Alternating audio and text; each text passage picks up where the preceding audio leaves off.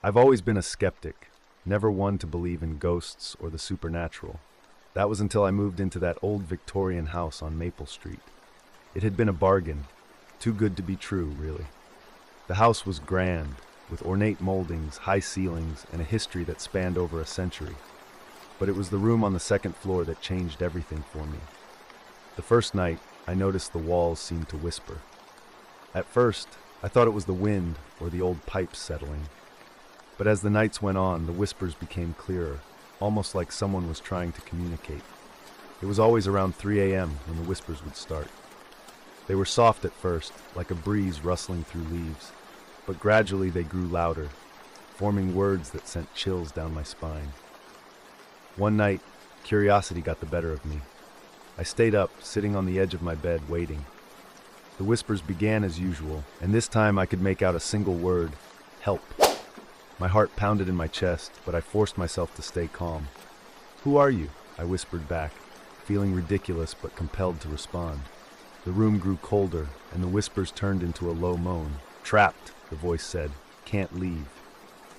I felt a presence in the room with me, a heavy, oppressive feeling that made it hard to breathe.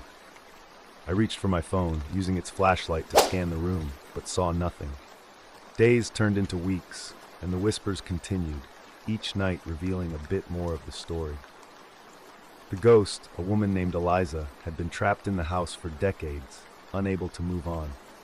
She had been murdered in that very room by her jealous husband and buried beneath the floorboards. Determined to help her find peace, I decided to investigate. Armed with a crowbar and a flashlight, I pried up the old floorboards in the corner of the room. The stench of decay hit me immediately, and there, beneath the floor, were the remains of a human skeleton. I called the authorities, and they confirmed it was Eliza. After the remains were properly buried, the whispers stopped. The room felt lighter, and the oppressive feeling vanished. I stayed in the house for a few more months, and in all that time, I never heard the whispers again. But every now and then, late at night, I still feel a chill in the air, as if Eliza is watching over me, grateful for finally being set free. Even after months of peace, I couldn't shake off the feeling of being watched. It was subtle at first, a fleeting shadow in the corner of my eye, a sudden drop in temperature. I convinced myself it was just residual fear, my mind playing tricks on me. But then, one night, I heard it again. The whisper, fainter this time, almost hesitant, as if unsure whether to make its presence known. "Thank you," it said, and then it was gone. The air around me felt warm, comforting even. I smiled, knowing that Eliza had found her peace and was expressing her gratitude. Life moved on, and I grew accustomed to the old house. Its creaks and groans became familiar, even comforting. But I couldn't help but wonder about other secrets it might hold. I started exploring more, uncovering hidden corners and forgotten rooms. Each discovery was a piece of the house's history, a story waiting to be told. And though I never encountered another spirit, I felt a connection to the house that was deeper than any fear. It was a guardian of memories, a keeper of souls, and I was just another chapter in its long, storied life.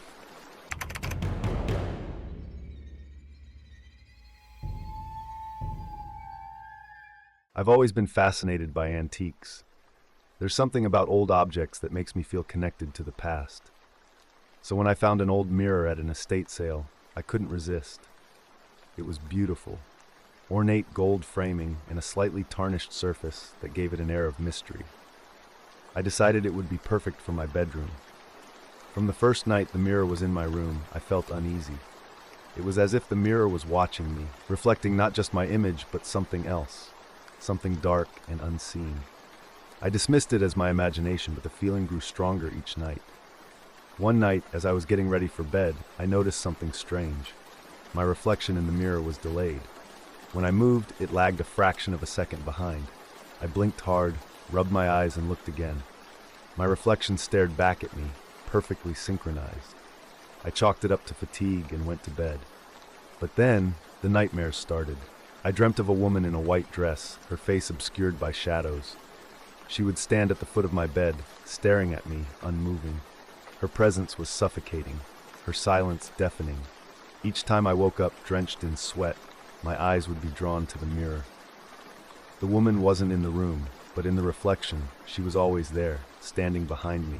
Terrified, I tried covering the mirror with a sheet, but it made no difference. The nightmares persisted, and the woman's image grew clearer. Desperate for answers, I researched the mirror's history. I discovered it had once belonged to a young woman named Clara, who had lived in the house in the 1800s. She had been found dead in front of the mirror, a victim of a violent attack. Her killer was never found, and her spirit was said to haunt the mirror, seeking justice. Determined to end the haunting, I decided to confront Clara's spirit. One night, I stood before the mirror and spoke to her. "Clara, I know what happened to you. Show me your killer." The room grew icy cold, and the mirror fogged up as if someone were breathing on it. Slowly, letters began to appear on the glass, spelling out a name, Thomas. I contacted the local historical society and shared what I had found. With their help, we uncovered records that confirmed Clara's murder and identified Thomas as a jilted lover who had never been brought to justice. The revelation seemed to lift a weight from the room.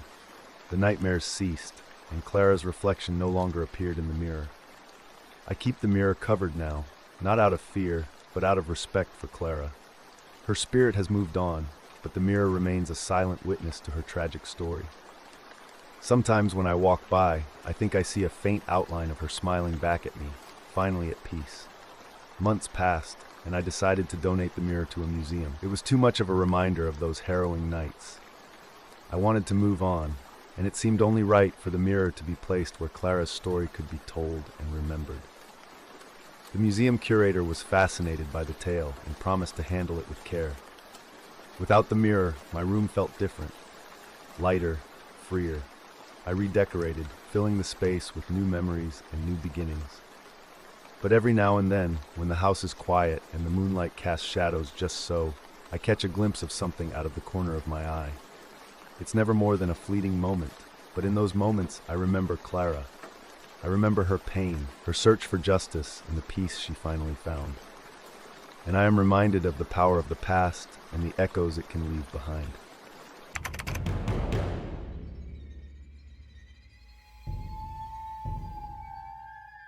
Music has always been a big part of my life. I grew up in a house filled with melodies, my mother's piano playing echoing through the halls.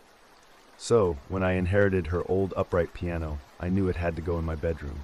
It was a piece of her, a way to keep her memory alive. The first few nights with the piano were uneventful.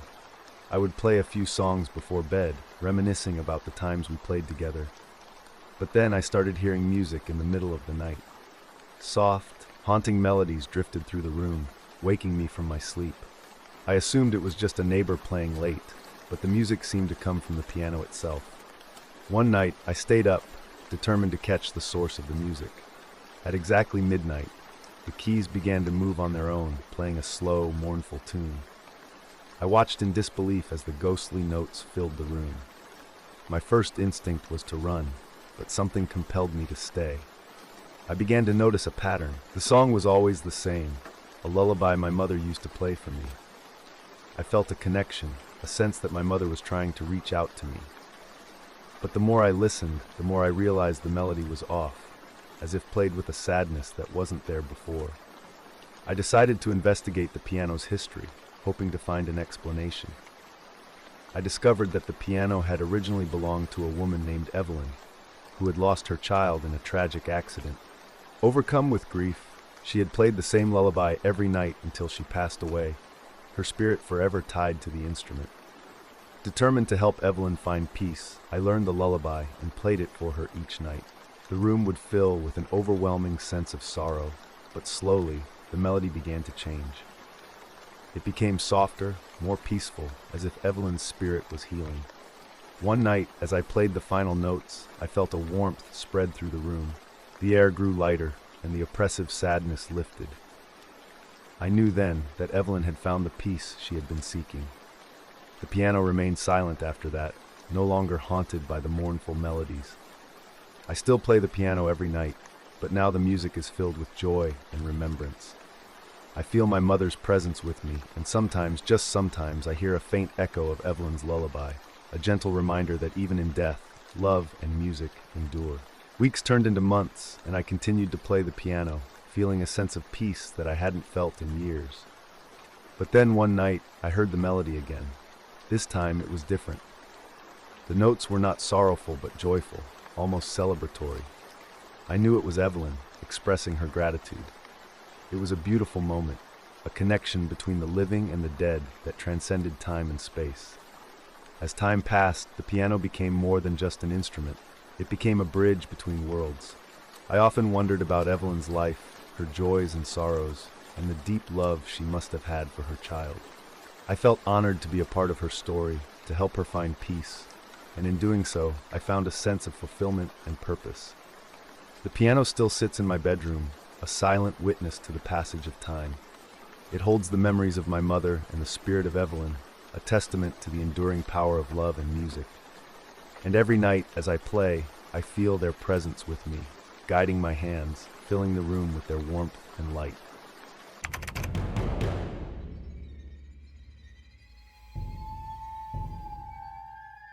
I never believed in ghosts until I moved into that old house on Elm Street.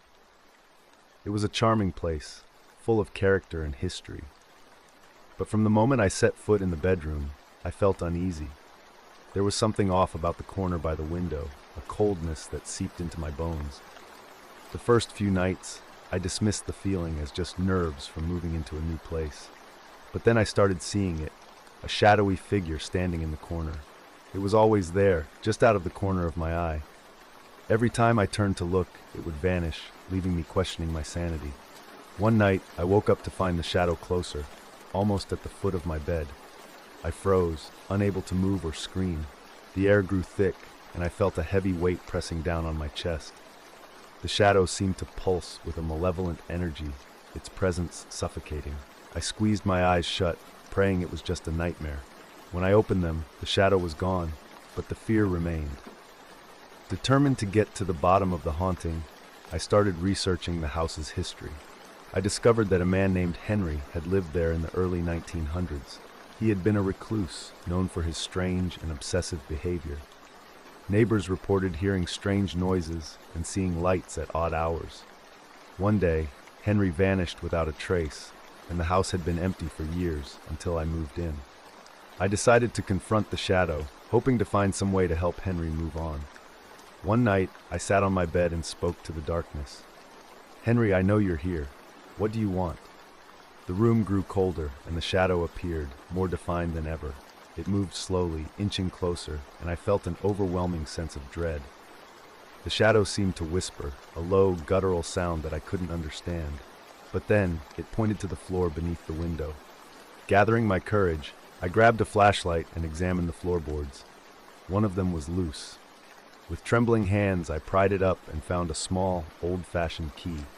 The key led me to a hidden compartment in the attic.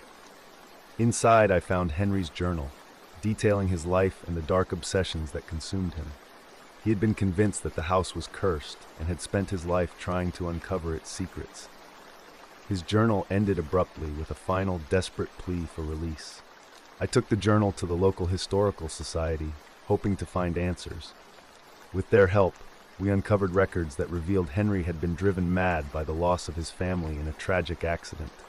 His spirit had been trapped in the house, consumed by his grief and obsession. After the journal was placed in the town archives, the shadow disappeared. The coldness in the room lifted, and I finally felt at peace. I still live in the house, but I no longer feel afraid. The shadow is gone, and Henry's spirit has found rest. But every now and then, I think I see a flicker of movement in the corner of my eye, a reminder that some shadows never truly fade. Months passed, and the house became my home. The eerie feeling was replaced by warmth and comfort. But one night, as I was drifting off to sleep, I felt a presence. It was not malevolent, but curious. I opened my eyes to see a faint outline of a figure by the window. This time, it wasn't a shadow, but a light, gentle and soft. The figure didn't move, didn't threaten. It felt like an old friend coming to visit. I whispered, "Henry?" The light seemed to brighten for a moment before fading away. I realized then that Henry wasn't gone. He was just at peace. His presence would linger, not out of torment, but as a guardian of the house we both loved. I found solace in that thought. The house, with all its history and memories, was a place where spirits could find peace, and so could I. The shadow in the corner was no longer a symbol of fear, but a reminder of the past and the stories that make us who we are.